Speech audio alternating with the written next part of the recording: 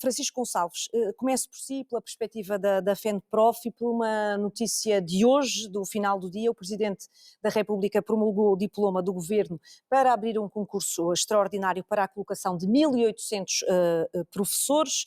Isto não é novo, só é novo que o diploma foi promulgado hoje. Esta colocação em zonas que têm falta de professores. Isto pode resolver o problema? Muito boa noite. Não vai resolver o problema, é positivo, qualquer vinculação é um elemento positivo, mas se fizermos a comparação com o ano letivo anterior, que também ocorreu um concurso extraordinário, verificamos que diminuiu o número de vagas, e que o ano passado eram 2.309, este ano anda por volta das 1.800, e diminuíram também os quadros de zona que têm vagas. O ano passado eram 23, este ano são 10. Portanto, não se percebe se o problema agravou, e o problema agravou-se, porque é que o número de vagas se reduz. Quem são estes professores?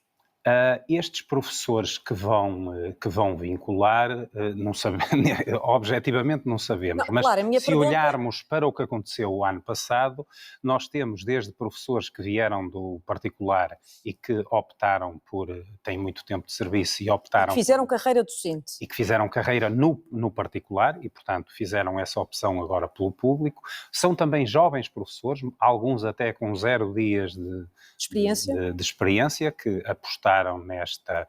Porque nós depois temos um problema, é que uma boa parte dos professores que estão disponíveis nas chamadas reservas de recrutamento são maioritariamente do Norte.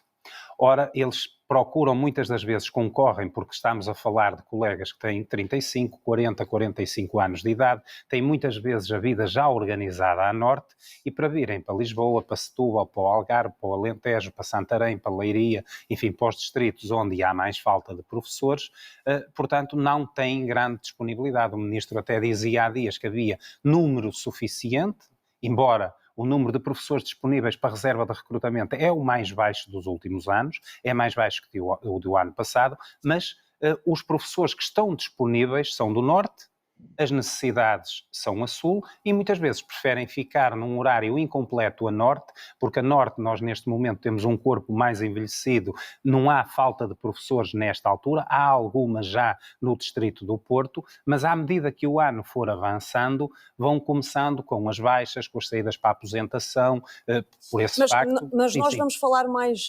especificamente sobre essas faltas, onde se sente maior em Lisboa, Algarve e também em Setúbal, e porque há um problema de habitação, como todos sabemos, mas ainda sobre este concurso extraordinário, diz que 1.800 vagas é insuficiente, mas dá um grande impulso, dá uma grande ajuda aqui para que hajam menos alunos com menos Sim, professores. mas repara, o problema central é este. Nós temos, durante os próximos 25 anos, 4.000 professores por ano que se aposentam.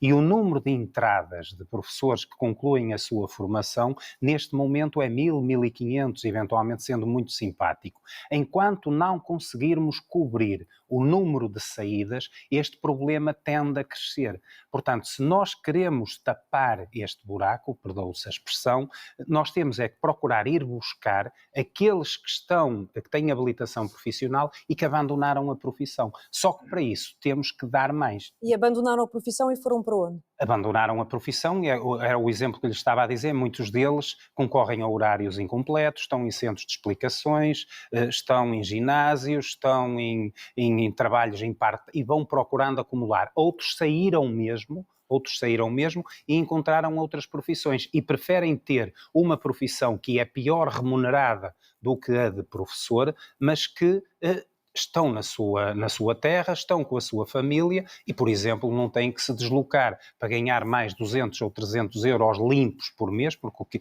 interessa é o salário líquido e não o salário ilíquido, e ter que vir para Lisboa e depois terem que suportar as rendas ao custo que elas estão, ou para Setúbal ou no Algarve.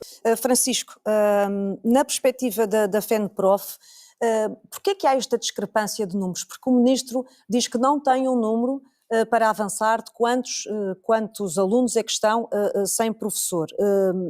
A FENPROF tem esses números? Vamos explicar então a situação.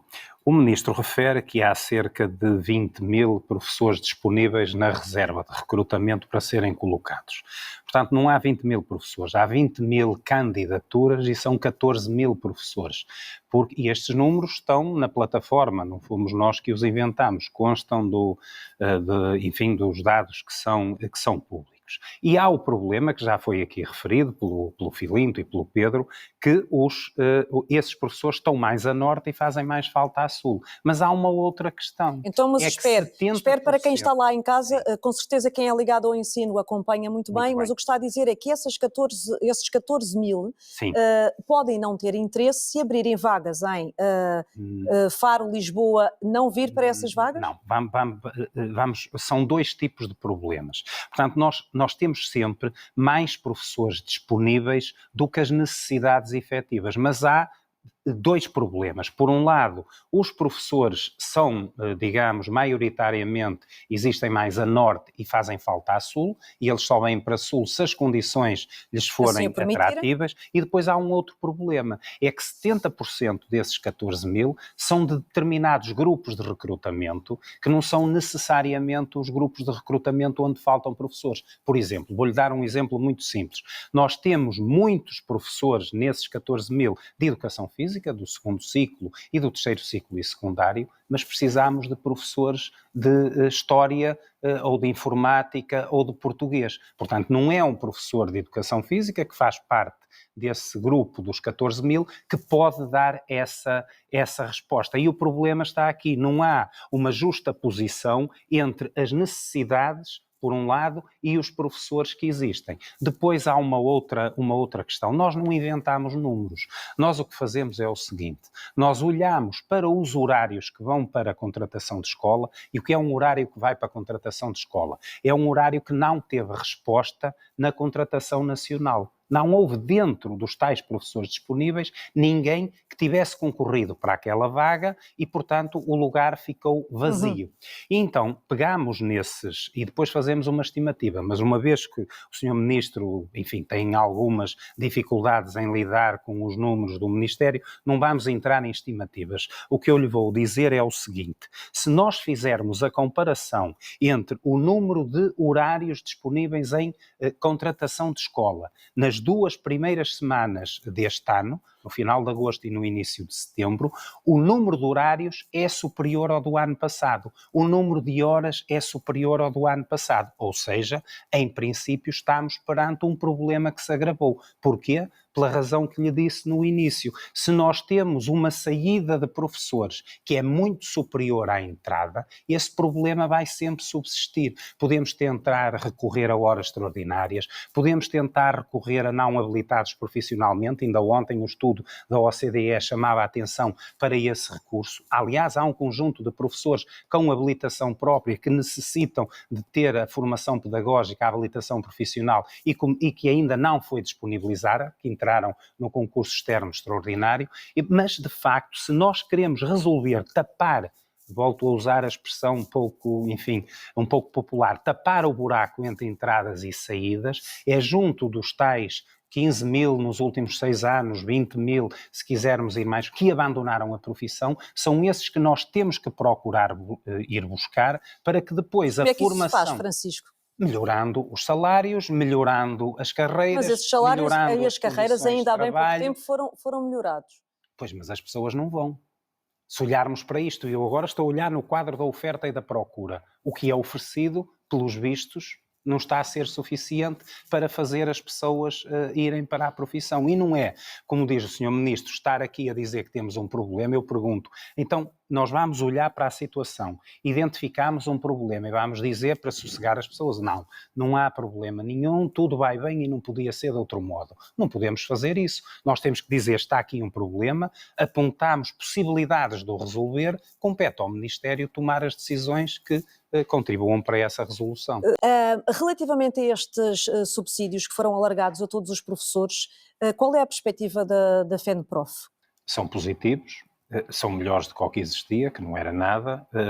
Sublinhamos o esforço que foi feito pelo Ministério. Na nossa opinião, acabam por misturar duas coisas que têm que ser distinguidas. Por um lado é o apoio à deslocação e, na nossa opinião, ele devia ser garantido nos exatos termos em que é garantido na restante administração pública. Um trabalhador que tem que se deslocar tem que ser pago ao quilómetro por essa deslocação, há uma tabela, era aplicada aos professores, e por outro lado é o incentivo à fixação em zonas carenciadas. E aqui a referência que temos é o que acontece na carreira médica. Portanto, devia ser esse um valor que ronda os 40% do escalão, do primeiro escalão da carreira de professor, e, portanto, deveria ser um valor que andaria por volta, a questão não é essa, 700 euros, algo assim do género. Mas distinguir as duas coisas. Uma coisa é a deslocação, outra coisa é o incentivo à fixação em zonas onde não existem professores. Mas é uma medida positiva? É uma medida positiva, obviamente, como é positivo o concurso externo extraordinário, como é positivo reconhecer-se o problema. Mas que o não, que não mas é que não positivo resolve. é fazer de conta que o problema não existe. Portanto, e é esse o aspecto que eu queria sublinhar. E quando nós sublinhamos um problema, nunca é a nossa perspectiva denegrir a escola pública. Para nós a escola pública é essencial. Agora, para resolvermos os problemas da escola pública, a primeira coisa que temos que fazer é identificá-los. Encaixaram a crítica hoje do Ministro da Educação a dizer que mancham a escola pública? Porque há alguma, quer dizer, onde surgem assim, nós já vimos, por exemplo, o Ministro da Educação a dizer que, digamos, o indicador que mais nos permite poder fazer uma estimativa do número de alunos sem todos os professores são os horários que vão para a contratação de escola. Agora já ouvimos dizer que não é nada disso, que aquilo não interessa para nada. Há aqui uma espécie de saltitar de um argumento para o outro que nós às vezes não percebemos muito, e naturalmente, embora não fosse dito que era a FENPROF que o dizia, mas nós temos noção que apresentámos os problemas, mas também apresentámos sempre propostas para a resolução dos problemas e damos o nosso contributo. Agora, quem decide é o Governo, e é o Governo que tem que ser alvo do escrutínio dos portugueses e dos cidadãos. O Ministro da Educação hoje e já ontem avançou que há uma grande reforma a acontecer no sistema de saúde, no sistema educativo português, promete um sistema aos melhores ao nível da Europa, diz que não há razões para isso não acontecer. Daqui a 2 anos, como é que gostaria de ver o ensino da escola pública? Bom, se aquilo que está em cima da mesa é a chamada reforma do Ministério da Educação, nós estamos muito preocupados, porque foi feita uma espécie de privatização da gestão do sistema educativo, é passado para uma entidade, para uma agência que tem o papel de estatuto público, um conjunto de competências que até em termos constitucionais competem ao Governo, nos termos do artigo 199 da Constituição da República Portuguesa, e essa agência vai ter poderes portanto, foi-lhe feita uma concessão para os concursos, para as carreiras, para a avaliação do desempenho docente. Eu perguntei como é que gostaria de ver nos próximos 2 anos. O que está a dizer, o que o Francisco está a dizer, tudo bem, é como é que será esse ensino daqui a 2 anos, é isso? Porque está a fazer uma descrição dessa agência. Temo exatamente que o caminho seja o da privatização, que é outra das competências que tem essa entidade poder fazer, contratualizar com privados, ou até constituir-se enquanto sociedade anónima para fornecer serviços de educação. Se for este o caminho, naturalmente nós vamos estar muito pior. Dou uma nota que tem a ver com o fim do sistema, mas acho que explica bem a situação. Nós temos cerca de 1% dos portugueses mais desfavorecidos no ensino superior, contra 15% das outras camadas sociais. Ou seja, a escola tem que fazer um combate permanente contra a desigualdade social, contra os problemas dos miúdos que vêm de outros países, de outras culturas, com outra língua, ou seja, tem que ser dado mais, tem que haver de facto uma educação inclusiva e não apenas de nome, serem disponibilizados recursos que permitam, no fundo, puxar os de baixo para diminuir a diferença que à entrada na escola entre os de baixo e os de cima, perdoe-se a expressão, existe. E, portanto, isso só é feito se de facto a escola pública faz esse esforço diariamente, as escolas, os diretores, os professores, mas são necessários recursos. E é esses recursos que escasseiam e que não podem escassear. É esse o seu desejo para os próximos 2 anos, menos desigualdades nas escolas?